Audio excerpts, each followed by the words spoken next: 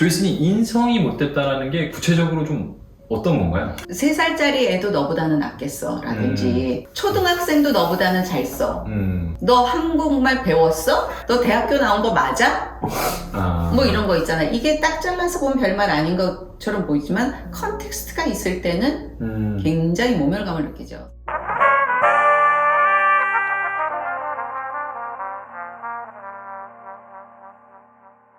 안녕하세요. 캐치아 스토리의 조이스. 하워드입니다. 내 상사가 싫다. 마음에 안 든다. 그래서 이 사람이 진짜 못된 사람인 건지 아니면 무능한 사람인 건지. 못되지만 능력은 있고 네, 무능하지만 착한 사람. 그렇죠. 네, 두 케이스. 굳이 한쪽을 찾으라면 무능하지만 착한 상사하고 일하는 것이 좀 더 힘든 것 같아요. 좀 더 힘들다. 네, 저는. 네.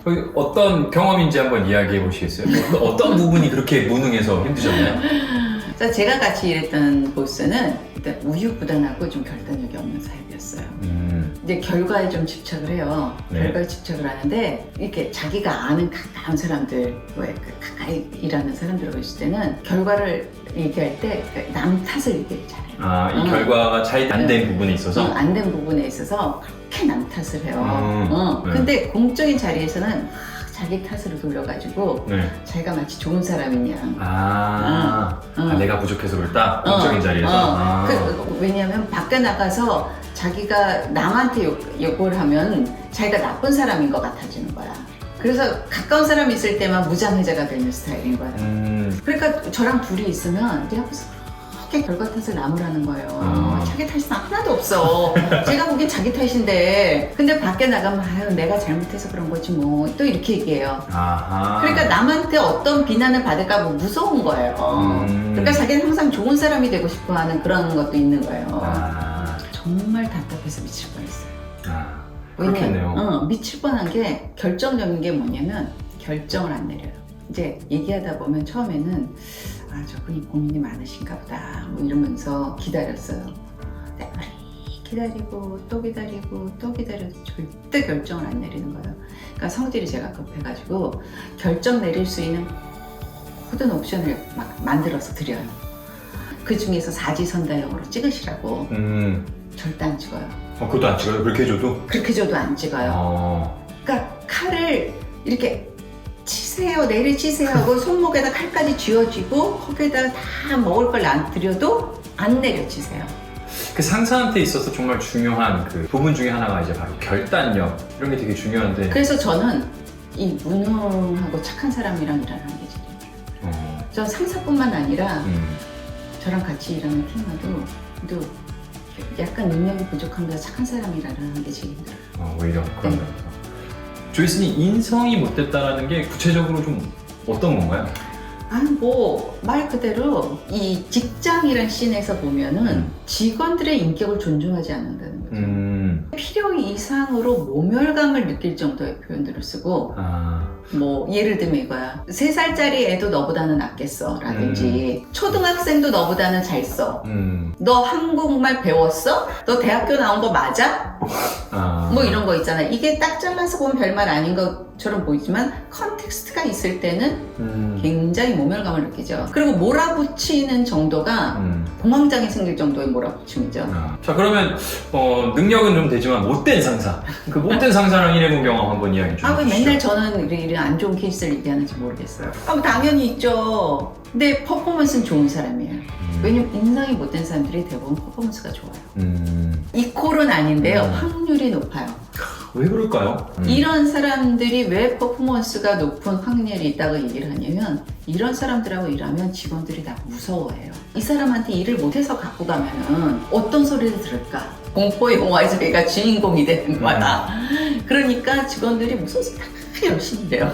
그러니까 팀 퍼포먼스가 전체적으로 좋아질 수밖에 없어요. 그렇군요. 그리고 yes and no도 확실해요. 근데 왜냐하면 yes and no를 못하는 사람이 무능한 거지 노도 디렉션이거든요. 그렇죠. 노도 디렉션이죠. 안 돼. 틀렸어. 이것도 디렉션이에요. 확실하거든요.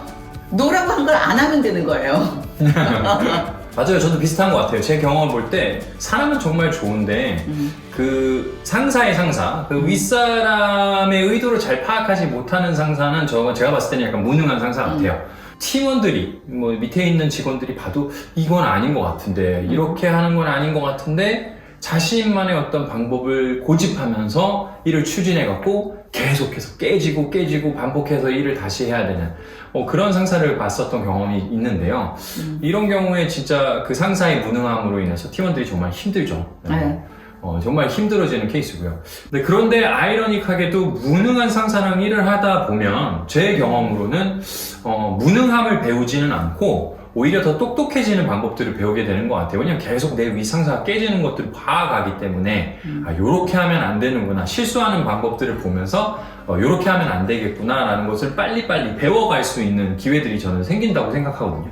그리고 동시에 일을 반복을 하잖아요. 다시 하고 또 그만큼 뭐 기회도 많이 생기고 뭐라 그러죠, 하여튼 항상 모든 건 이제 여러 번 하면 할수록 더 잘하는 것처럼 뭐 또 그런 것도 저는 좀 경험을 했었던 경험이 있어서. 좀 미안한데요. 네. 전 좀 달라요. 아, 그래요? 이거는 무슨 우리가 무슨 골프 연습하는 것도 아니고 반복 학습을 통해서 뭘 더 잘해지는 것도 아니고 저는 굉장히 대단히 훌륭한 소수의 직원들이 그거에 해당되는 것 같아요. 그러니까 하워드는 굉장히 훌륭한 직원인 것 같아요. 근데 저는 굉장히 그냥 평범한 직원이기 때문에 무능한 상사가 계속 무한 반복을 하면서 일을 하는 걸 보면은 저는 한탄하고 배울 점이 없다고 생각이 들어요. 결국 배울 점이 없구나. 저는 배울 점이 없다고 생각이 들어요. 왜냐면 저 사람은 계속 저 행동을 반복할 것이라는 생각이 들거든요. 물론 짜증은 나죠. 네, 저 사람이 어느 날 갑자기 일을 잘해주진 않아요. 근데 피할 수가 없으니까. 피할 수 없는 거니까 계속 그 사람은 무능해서 예를 들면 무능해도 몇 단계가 있을 거 아니에요. 1단계에서 또 5단계라면 저 사람이 예를 들어서 2단계 무능함이었어. 3단계가 될 수 있을 거라고 봐요. 근데 갑자기 일 잘하는 5단계로 뛰어서 일 잘하는 사람으로 될 수는 없을 거라고 생각이 들어요. 사람 능력이 갑자기 그렇게 점프가 되는 게 아니기 때문에 그래서 저는 답답해서 죽어버릴 거예요. 저 두 번째로 제가 봤을 때 못된 상사 같은 경우에는 아까 뭐 조이스님께서도 얘기해 주셨지만 좀 배려심이 없고 좀 인격적으로 성숙하지 못한 상사라고 이야기할 수 있겠죠. 직원들 간의 불필요한 경쟁을 좀 만들기도 하고 정말 그 퍼포먼스를 위해서 정말 쥐어짜는 아까 조이스님이 좋은 이야기 해주셨는데 쥐어짜는 그런 사람들 같아요. 근데 이런 상사랑 계속 일을 하게 되면 팀원들의 입장에서는 정말 모르겠어요. 그게 이 사람한테서 뭐 못된 걸로 인해서 내가 피해를 보는 거는 극히 드문 것 같아요. 왜냐면 아까도 말씀해 주셨지만 이런 사람들은 퍼포먼스는 좋아요. 상대적으로. 그래서 못됐다라는 것이 이렇게 드러나지가 않죠. 예. 하지만 제가 좀 느끼는 거는 이런 분들이랑 오래 있다 보면 직원들이 자연스럽게 이 못된 짓을 배우게 되는 거죠. 나도 이렇게 해도 되는 거겠구나. 후배가 들어왔었을 때, 새로운 사람이 들어왔을 때, 아니면 내가 팀장이 됐을 때 똑같이 배운 대로 쥐어짜고 그런 것들을 좀 배우게 되는 게 아닌가. 저는 그렇게 생각하거든요. 네, 맞아요. 싫어하면서 배운다는 말 있잖아요. 싫어하면서 배운다. 네, 나는 저렇게 죽어도 하지 않을 거야. 이러면서 나도 모르게 그게 몸에 스며드는 거죠. 그래서 그게 기준이 되는 거예요. 아니 그렇게 했더니 우리 팀 퍼포먼스가 좋았어. 왜냐면 그렇게 안 하는 걸 본 적이 없거든요. 그렇게 안 해서 퍼포먼스가 좋은 걸 본 적이 없어. 쥐어짜는 게 기준이 된 거야. 그래서 쥐어짜. 그래서 어떻게 하면 나쁜 말을 하고 어떻게 보면 기분 나쁜 말을 해서 팀원들을 움직여줄까. 동기부여의 수단으로 인격적인 모독을 하는 거죠.